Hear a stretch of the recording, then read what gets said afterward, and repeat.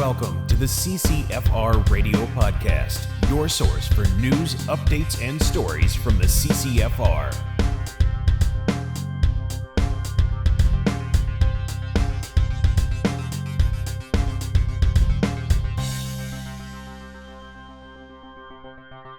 Hey everybody, welcome to episode 175 of the CCFR Radio Podcast. I'm your host, 𝐟𝐮𝐧𝐝. Thanks for joining me again today on the show. We are going to have a conversation, an interview with Davin Charney from Charney Law in Toronto. Davin is a civil litigation and defense lawyer, and he's going to talk to us about searches and what your rights are around that. So that might come in handy for some of us gun owners out there. We're also going to talk about an exciting new contest that we're launching today at the CCFR, and it's unlike anything we've ever done. It's really interesting. I'm excited to tell you about that. And we've got an update on the Samson and Associates thing in connection to the buyback confiscation program. Ms. Wilson has kind of been hard at that investigation. We've got a little bit more information to bring you and a very special memorial donation that we took in at the CCFR. I want to share that with you. All that and more. CCFR Radio starts right now. 𝐂𝐂𝐿𝐷 has been a provider of trauma care training to military and police in Canada for nearly 2 decades. Now this emergency medical training is being made available to a wider audience through 𝐂𝐂𝐿D's online courses. Go to 𝐂𝐂𝐿D'sAcademy.com and use promo code CCFR30 to get 30% off. That's 𝐂𝐂𝐿D'sAcademy.com. And thank you so much to our great friends over at Vortex Canada.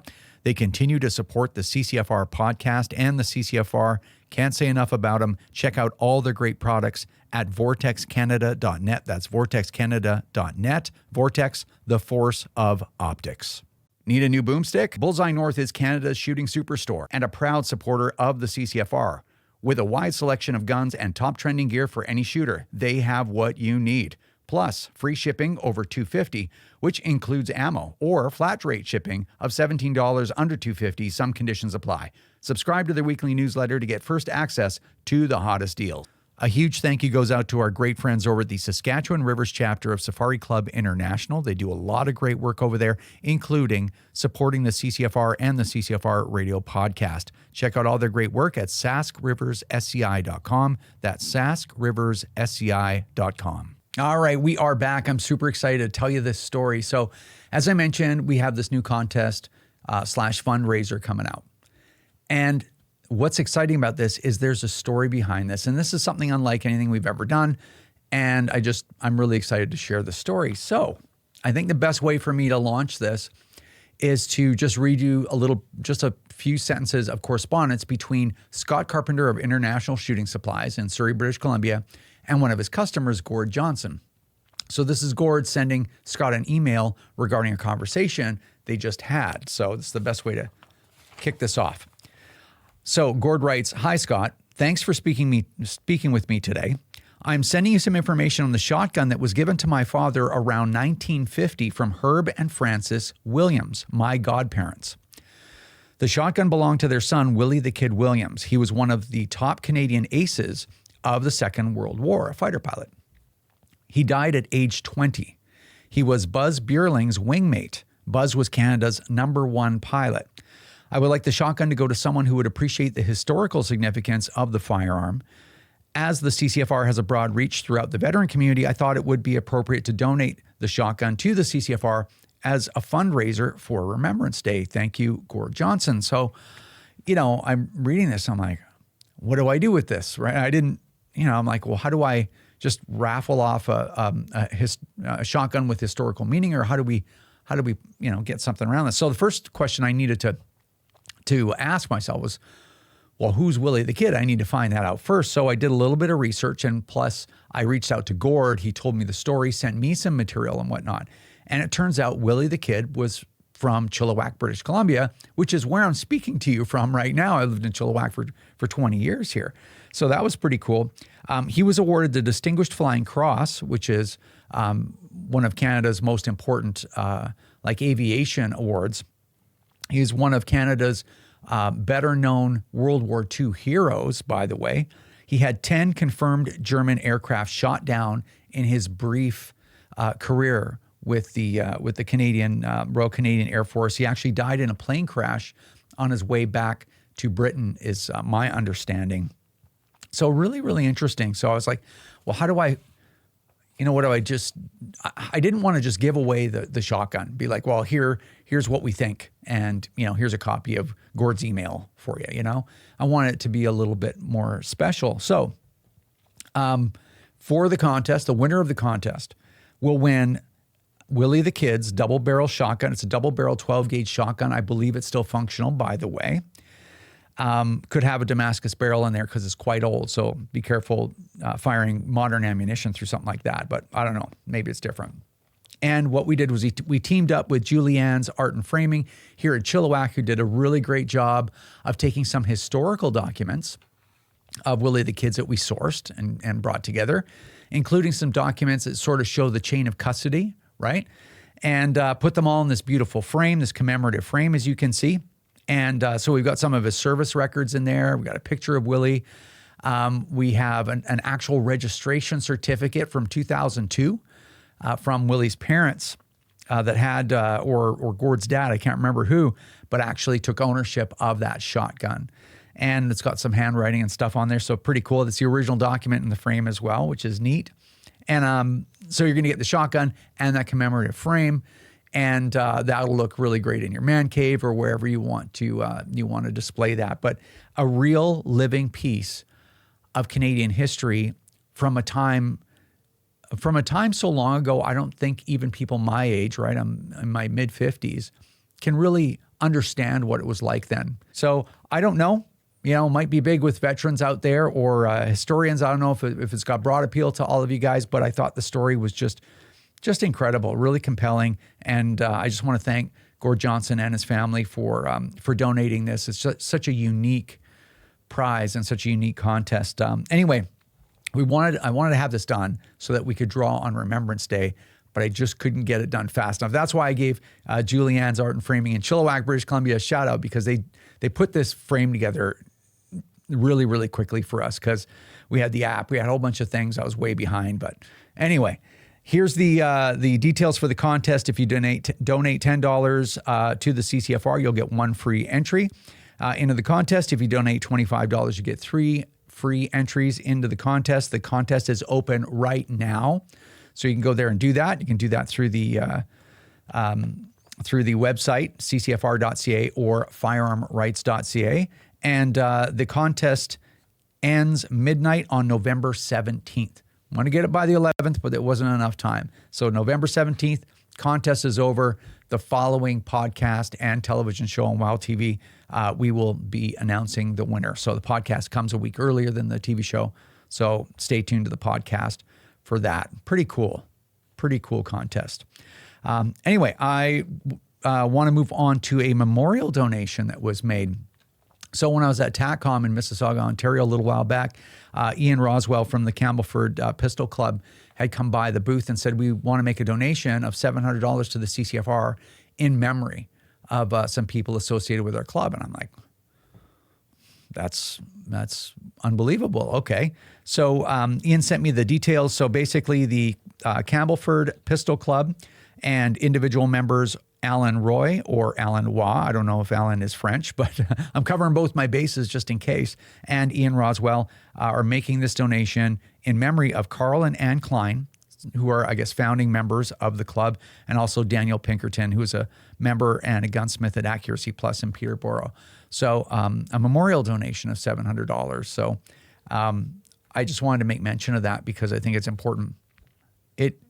I'm always humbled at not only just the support from the firearms community and from Canadian gun owners in general for the CCFR, but just the way that people donate things like a piece of World War II history, a family heirloom to the CCFR, or a memorial donation.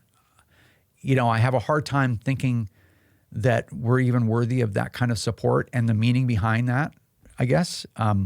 So I'm just really humbled when people do things like that for the CCFR. And that's one of the things that, and my own, drive to keep my guns, right, is just what drives me every day to continue to fight these terrible people that we fight and to keep up the level of activity, the level of work that we do at our little organization. And I mean, that's the kind of stuff that really drives me personally. So anyway, really meaningful. Okay. So we're going to move on to our interview with Davin Charney and find out what your rights are when it comes to searches right after this. Download the CCFR mobile app right now. Keep up with what's going on in the community, watch the CCFR podcast, and get exclusive discounts from dozens of gun stores and other CCFR business members. Download it right now from Google Play, the Apple App Store, or the cancel-proof Progressive web app. The CCFR mobile app, free to download right now. All right, we are back and we've got a special guest via Skype. It is Davin Charney from Charney Law in Toronto, Ontario. How are you, Davin? Very good. Thank you for having me on your show. Appreciate it. It's my pleasure. I'm glad you're here.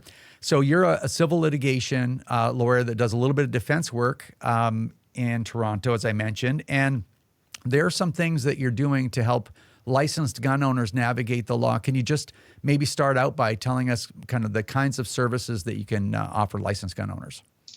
Sure. So I'm a lawyer. I'm a gun owner myself, and I've grown my practice to help other gun owners dealing with firearm seizures, issues with their licenses, either revocations or they can't get a license, different offenses, including criminal offenses such as unsafe storage or transportation.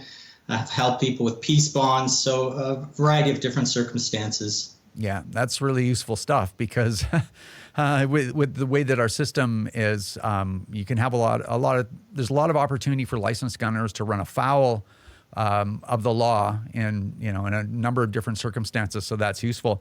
Now today you are coming on to talk a little bit about searches, because we do get calls from people saying, hey, the police showed up at my door for whatever reason. I didn't know what to do. I let them in. Now I'm facing a storage charge or something like that. How do you handle a situation where the police may come to your door, and under what circumstances may they show up? So there's a variety of different circumstances that police may show up. I'll start with that. And it might not be that they suspect you of a criminal offense. It could be that you're the victim of a criminal offense, like a break and enter. And if someone's stolen your firearms, the police are going to start asking questions about how they were stored. You could your residence could be damaged by a fire or a flood or something that required attendance of emergency personnel, which might include the police. So it's not just that people that are suspected of crimes, that get visits by the police. It could be other people in various situations. Now, how to deal with that? Obviously, that depends on the scenario, but there's some, I think, important things to remember, and I'll just mention a few of them. Firstly, remember when you're dealing with the police that they're human. They can be angry, they can get upset, just like anyone else. And also, because the law around firearms is complicated, they may not know the law, and the law sometimes is unclear. So when the police are at your door, the most important thing to ask them about is, do they have a warrant? And if they don't have a warrant, you're within your rights in most circumstances to ask them to come back with a warrant. There are some circumstances where they can search without a warrant, what the lawyers will call exigent circumstances, such as hot pursuit, or if there's an ongoing an offense within the residence, like a fight or something like that. But aside from those circumstances, almost always the police will require a warrant. So you want to ask them, do you have a warrant? You want to check the warrant, make sure it has the correct address.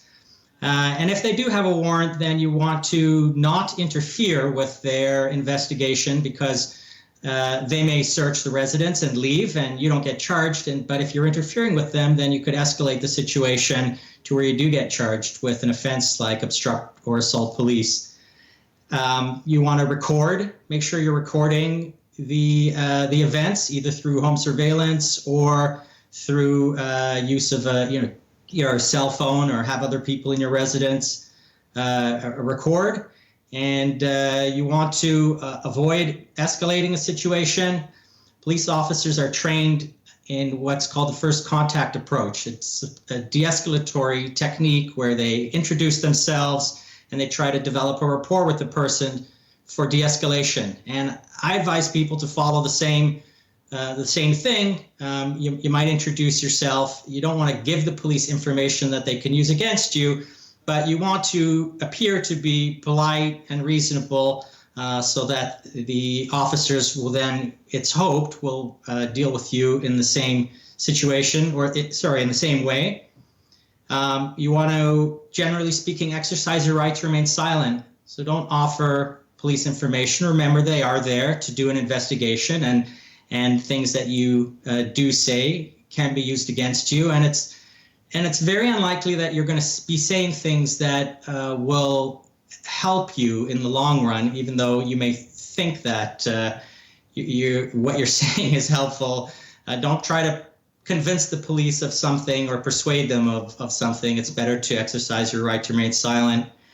And you can ask questions. Why are you here? Do you have a warrant? So those are some of the ways, I think, to deal with police. You know, the most important thing is to be reasonable, polite, but assertive. Ask for a warrant, and never, ever, ever consent to a search. The best way to do that is to not open the door. Yeah, you can talk to them through the glass, correct? That's right. Okay, so basically, in summary, and it's just, you know, so you don't run afoul of the law by accident. It's not that we're, you know, giving you advice to evade the law, but you don't need to answer any questions. You don't want to consent consent to any searches. If they have a warrant, then make sure that's the right address, the right date, and then don't interfere, and you can record them. That's right. If the police are asking for your consent, chances are they don't have lawful authority to conduct a search. Otherwise, they wouldn't be asking for your consent. Right.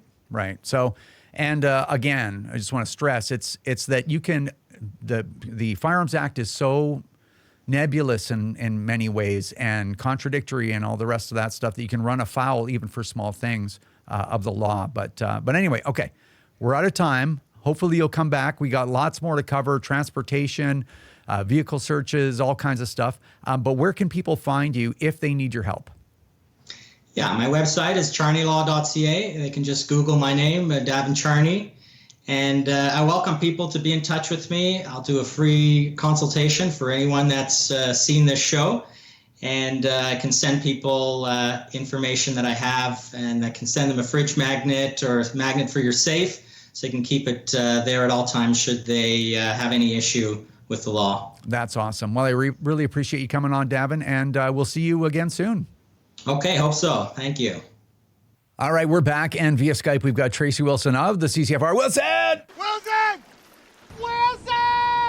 Whoa, that was a good one. Yeah. Well, it's Thanksgiving, actually the stat holiday today, and I'm in the office, and there's nobody in the building, so I can do whatever I want here. Oh, I see. So you're getting rowdy over there. No, it's going to be a party, a big rowdy house wrecker, but it's just me. Yeah. Hey, did you already talk about Willie the Kid? I did. Oh, I wanted to do that with you. I got to tell you, when we were talking about it over the phone, I had you on speakerphone, and Colin walked by. As you know, he's a veteran, and he was like, wait, what? Willie the Kid? And he knew all about this guy, knew the history of him. And for me, it's a little bit personal. As you know, my dad served in the Air Force for almost 30 years, and this is the 100th anniversary of the RCAF. So I don't know. I think this couldn't be more timely, more perfect of a contest. Colin was jumping up and down. Too bad he can't win. But yeah, anyways, I think it's super cool, and I'm very excited about it.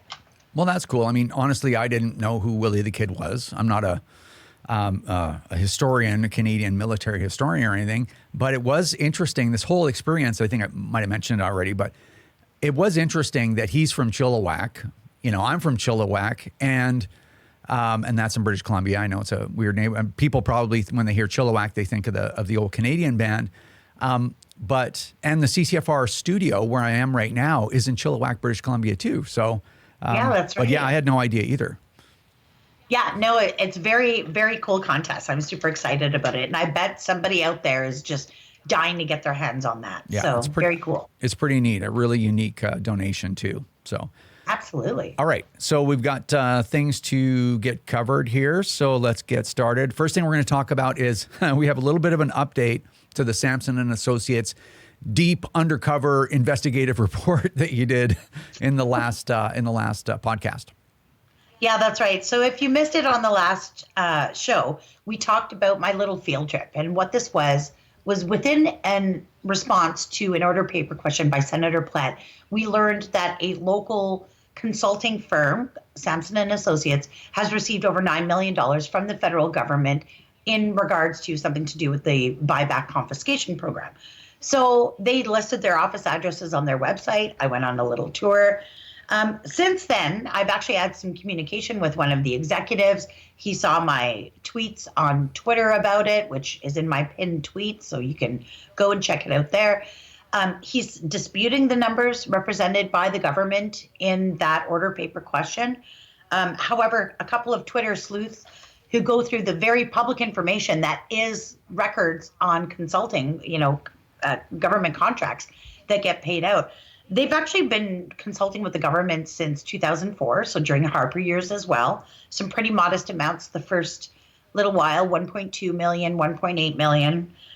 In 2015, that jumped up over 10 million, and in 2020, they received 36 million. So in 20 years of consulting with the federal government, they've received $221.6 million. Now, they've invited me to schedule an appointment with them, come back to the office. I'm not convinced I'm gonna do that a second time, but I know that Senator Plett has filed a couple more order paper questions, so we'll see what else we can dig up. Well, that's a little weird, but I mean, when we do these things, the whole point isn't to act like the Liberals do and just and be political and just smear someone for the sake of smearing them.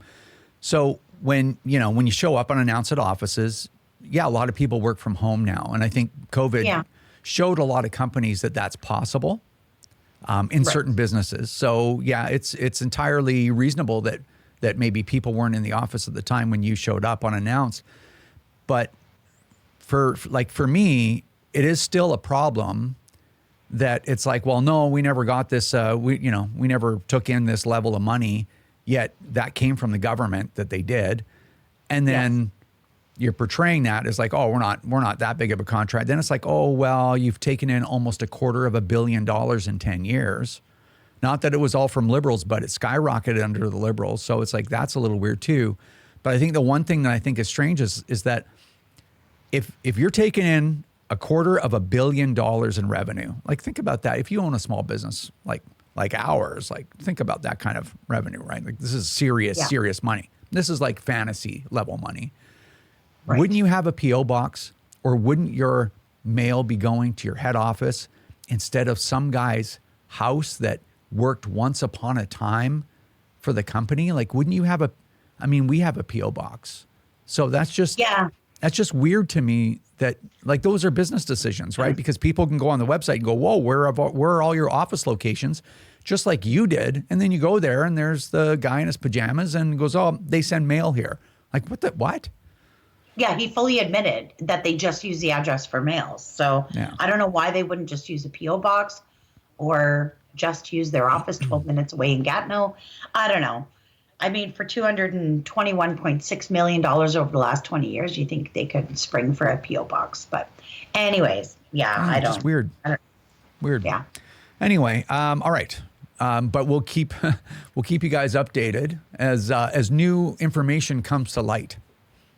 Yeah, I'm sure this is not the end of it. Yeah.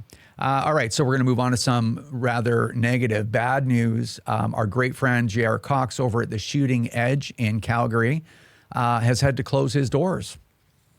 Yeah, that's right. So in a Facebook post, JR attributed it mostly to the rising cost of the rent in the location that he was in. He had been there for a very long time, and the cost was just out of control. And also declining sales. And mostly that would be due to the Liberals banning this gun and that gun and banning everything else. Of course, when you have a lot less available to you to sell, you're going to have declining revenues. So when you combine declining revenues with rising costs, it's bad news for business. So another one bites the dust. And it's personally very sad because I know JR has been a great resource to not just the CCFR, but also to the women's program, a great help to our volunteers, a place I did many interviews and went axe throwing and met Mike there a couple of times. And yeah, it was just a real hub of a busy spot, really cool spot with a store and ranges and classrooms and cooking classes and axe throwing and a restaurant. And yeah, it was a cool spot. I'm going to really miss it. Yeah, it was a really cool business. And, you know, it's extra sad because I will tell you, JR has been so good to the CCFR. He has been there for so many things that we needed, you know, like he's really given to the community a lot. So unfortunately that's happened, but he's still got Target Sports in Ontario still doing great. That's my understanding. So he's down, but not out, but maybe a little while from now when the Liberals are gone and we can get Canada working again. You never know. Maybe they'll be back. But in the interim, you still got the Calgary Shooting Center and some other great businesses out there. So, you know, we're down, but we're not out. That's right. Awesome. Okay. Next up, we have the Alberta Bill of Rights. So at the CCFR, obviously, we're the gun lobby in Canada. We're focused on things like the Alberta Firearms Act and things like that, and a lot more looking at the federal situation because firearms are a federal jurisdiction. But Alberta's got this new Bill of Rights, and it's mentioned firearms are mentioned in it. Yeah, that's right. This is actually an old bill. It dates back to 1972 under Peter Lougheed. And the original intention of it was very clear, and it was to shield citizens from government abuse of power. So it contains a lot of stuff like right to individual liberty, security of the person, enjoyment of your property, right to equity before the law, right to freedom of religion, speech, assembly, all that good stuff. So what's going on here is Danielle Smith is amending that Bill of Rights to include three main new pieces. And that's the right to make one's own choice over vaccinations or medical decisions, right to not be deprived of property without due legal recourse and compensation, and most importantly, the right to legally acquire, keep, and safely use firearms in Alberta. So a lot of people are saying this might not have any teeth, it's largely symbolic, and it's true that the Alberta Bill of Rights wouldn't have authority or the jurisdiction to dictate how federal parliament can lawfully restrict firearms. But I think it provides a really nice setup for a future friendly government to work with the provinces to protect the rights of Alberta licensed gun owners. So yeah, really interesting. The bill will be tabled later for debate later this month in the legislature in Alberta. But at the same time, November 2nd, Danielle Smith faces a leadership review at the UCP convention in Red Deer. So there's a lot going on there, but it's pretty vital that these amendments to the Alberta Bill of Rights pass. So yeah, well, and you know, it's funny, and obviously we're immersed in politics all the time, a little bit more federal than provincial, but you know, there's almost a little bit of a mutiny going on within the UPC against Danielle Smith. And, you know, I've followed Danielle Smith for a while, right? I was on her show a few times back when she was on the radio, and certainly she has a lot of history in the political system in Alberta. And I think that some people are probably like, you know, things aren't happening as fast as they'd like them to happen. But I'll tell you, I don't remember anybody else ever sticking their neck out politically that far and actually getting some of these things done. I don't remember, and you know, not to start dragging anybody through the mud, but I don't remember Jason Kenney doing that either. So, you know, I don't know, when you start fooling around, and we're learning this in British Columbia too, I'll probably talk a little bit about that in the outro. When you start fooling around too much and expecting too much too fast from a huge bloated bureaucracy, sometimes you can bite your nose off despite your face. So, yeah, you know, I'm no expert in Alberta politics, so I don't want to portray myself like that. But you know, really think about all the alternatives before you do things like that, because certainly to gun owners, Alberta and Saskatchewan actually have done more for gun owners than any other province, probably all other provinces combined. So Absolutely. if you're a gun owner, you should be pretty happy with what's going on there. They're pulling out the stops and doing everything they possibly can to protect you from an overreaching federal government. And the other thing I just want to add is that when like the regulation of firearms and the criminal code are a federal jurisdiction, but municipalities, provincial policies and municipalities, municipalities in particular are a creature of the provincial government. So what an Alberta Bill of Rights would do, and I'm just speculating, if there's any provincial constitutional lawyers out there, you can feel free to correct me because I'm not an expert in these matters, but I would imagine that even though an Alberta Bill of Rights that mentions firearms and the right to acquire and legally use firearms may not protect you from a federal buyback by itself, it does make sure that the provincial government doesn't do anything to offend those provisions, and municipal governments as well. So, we have 3 levels of government in Canada, and that takes care of 2 of them that won't be able to do certain things, right? So anyway, I guess all that to say, they're still doing a lot more than any other province, maybe save Saskatchewan, for individual rights. And I certainly am appreciative of that, even though I'm not a resident of Alberta. Yeah, well, and that's exactly the thing. Sometimes when you take an all or nothing approach, you end up with nothing. So, I think the alternative to a UCP government is devastating. And, I worry about the future of the party under different leadership. So Danielle Smith has that really solid ability to take a position and defend it. And that's incredibly important, and it avoids flip-flops. So, yeah. So anyway, whatever. If you're a resident of Alberta, you decide. But anyway, just a couple of things to think about. Okay, we're going to move on to Field Officer of the Month. So as you guys out there may know, the field officers at the CCFR are volunteer corps. And every month we honor one of our volunteers for going above and beyond, helping the CCFR doing all the things that we could never do with staff, which is a pile of work. So this month's FO of the month is Raymond Davis. So congratulations, Raymond. Yeah, he's a Manitoba field officer, and I actually had the honor to meet him recently at Wolverine Days. So congratulations to Raymond, and thank you for all you do. That's well said, Ms. Wilson. So just in case anyone forgets, what you get for being Field Officer of the Month is a year's free subscription to Canadian Access to Firearms, graciously monthly donated to us by our great friend Donovan Dewis over at CATF. You also get a $100 promo code. You're big on promo codes, right, Ms. Wilson? I love them. Yeah, you're always throwing out some codes here and there.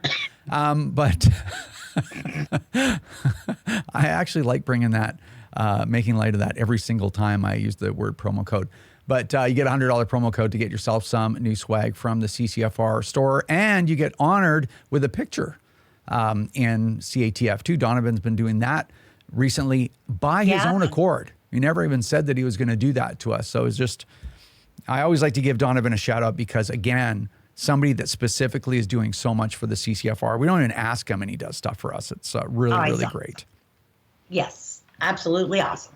All right. Well, I think we've covered everything for now. Okay, that's it. Awesome. Well, thanks for the update, and we'll see you next time. Okay, we'll see you then. Things that are really important that I have to go over with you before I let you go. And this one is going to be very uncomfortable. So fasten your seatbelts. Hopefully you'll understand what I'm trying to tell you in this. Okay, it's going to get interesting. So it has to do with the fact that there's a provincial election coming up here in British Columbia on October the 19th. Now, I got this email from a CCFR member. I didn't check if he's a member. I'm taking him at his word. And it's like, 8 paragraphs or something. It's very, very long. And so I skimmed it and I'm like, oh yeah, I think this is something we need to talk about. So this gentleman says that he was a CCFR member for a long time, but because I've been personally railing against the provincial NDP that are running to maintain their government in British Columbia here, that he can no longer support the CCFR because I, by extension, the CCFR is being partisan. He's obviously an NDP voter, which is probably a difficult place to be, being an NDP supporter and a gun owner that believes that guns are important.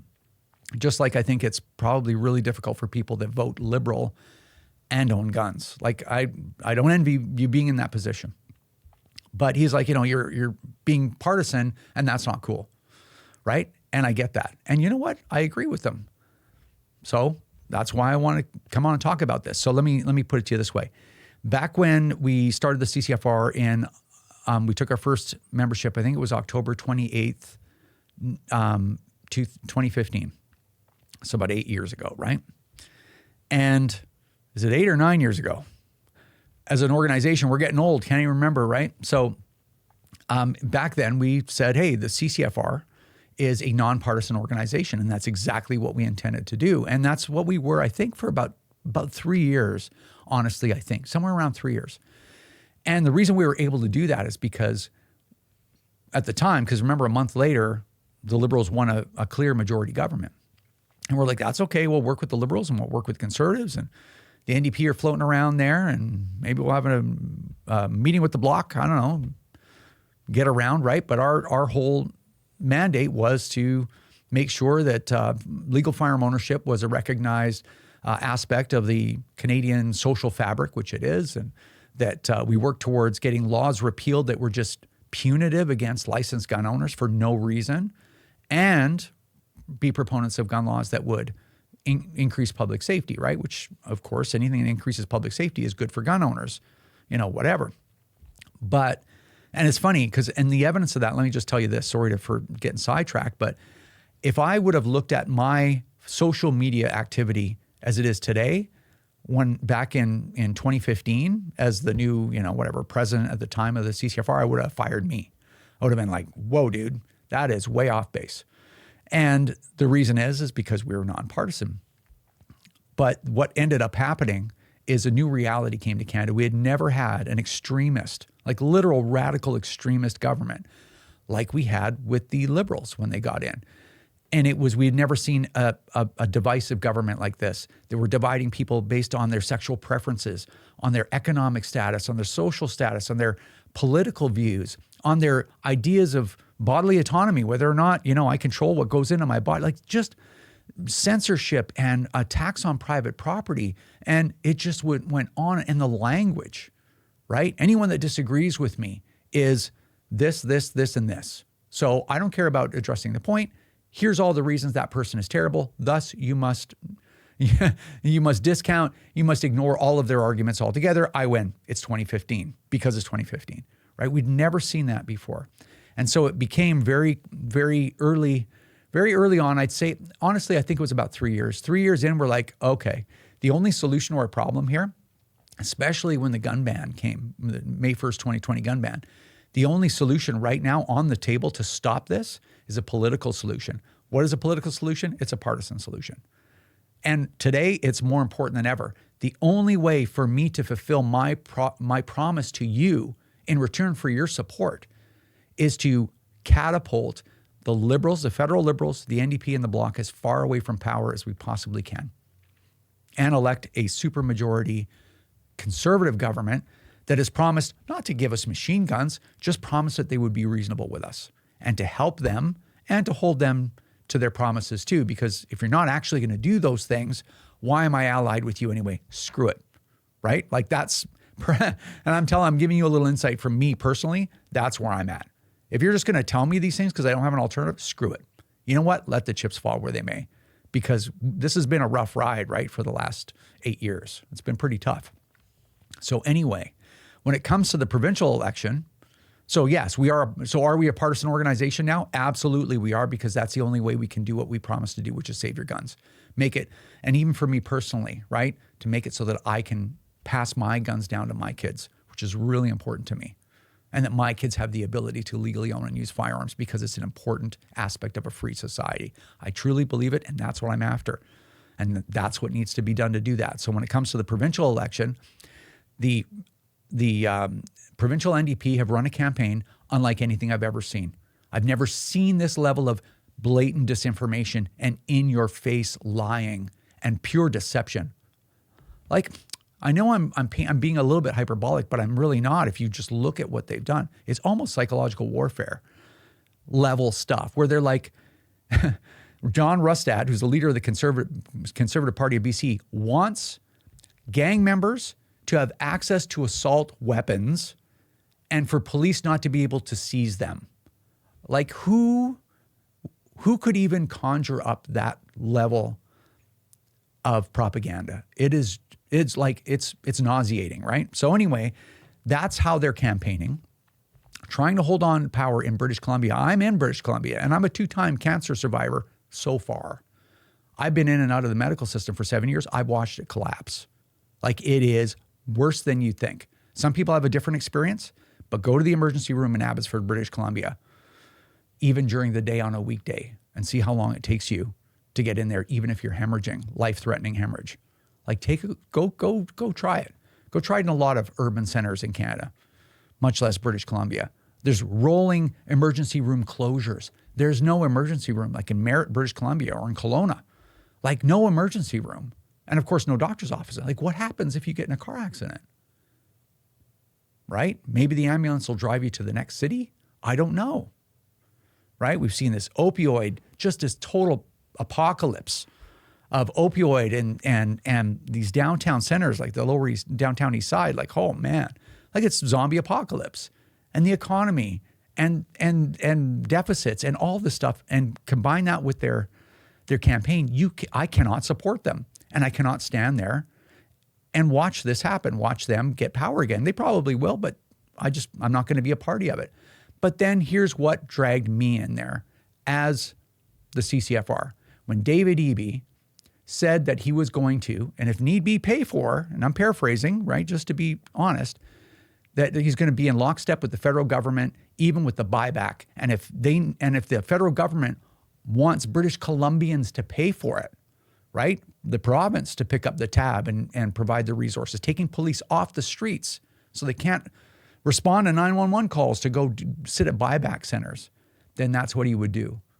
And he wouldn't cater to this is a direct quote, small and insignificant, segment demographic, which is gun owners. By the way, there's 340,000 licensed gun owners in BC. Not exactly a fringe group, by the way, but that's where so for me, I'm looking at that and I'm like, these people need to be stopped.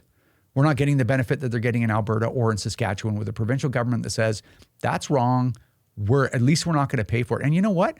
The BC Conservative Party of British Columbia, I should say, right? John Rustad, he didn't even say he would block the buyback. He just said the feds, they can fill their boots, they can come and do it, but I'm not helping them. And I'm not taking police off the street to do it. Right? So, are we against the provincial NDP in British Columbia? Yeah, we are. Why? Because I made a promise I would do everything I possibly could as running an organization and as a human being myself, as just a person, to stop anyone from taking your guns away and to protect your legal ability to own and use firearms. That's what we're doing. So are we going to lose a few people maybe that are NDP supporters? Maybe. I'm hoping that you'll understand that I can't put a catching glove on both hands and play both teams in a baseball game. I have to wear one glove at a time. Does that make sense?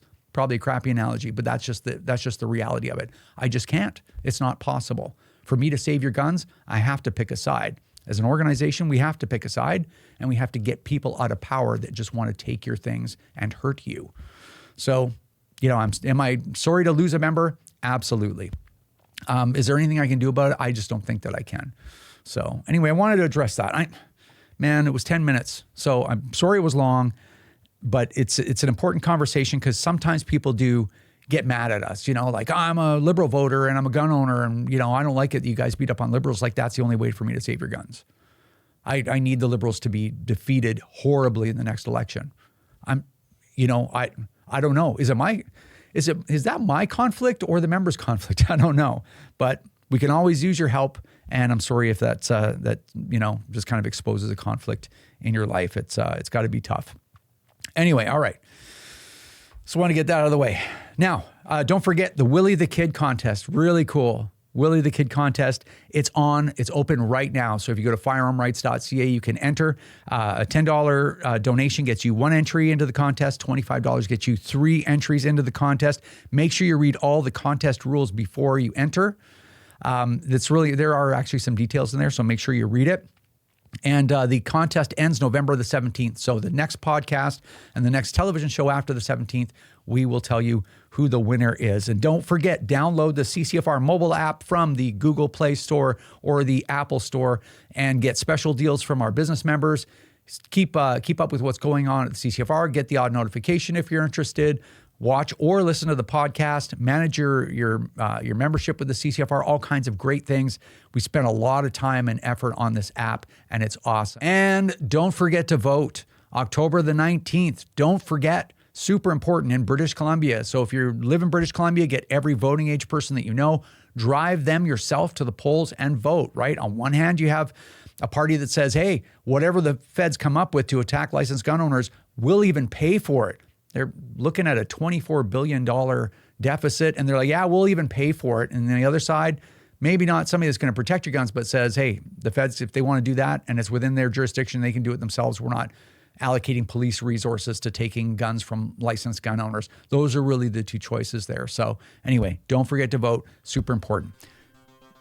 Take care, everybody. I know it was long. I really appreciate it. Take care, and we'll see you on the next one. This is another episode of the CCFR Radio Podcast. Remember, if you don't stand up for your own ability to own and use firearms, who will? Join the CCFR or donate right now at www.firearmrights.ca.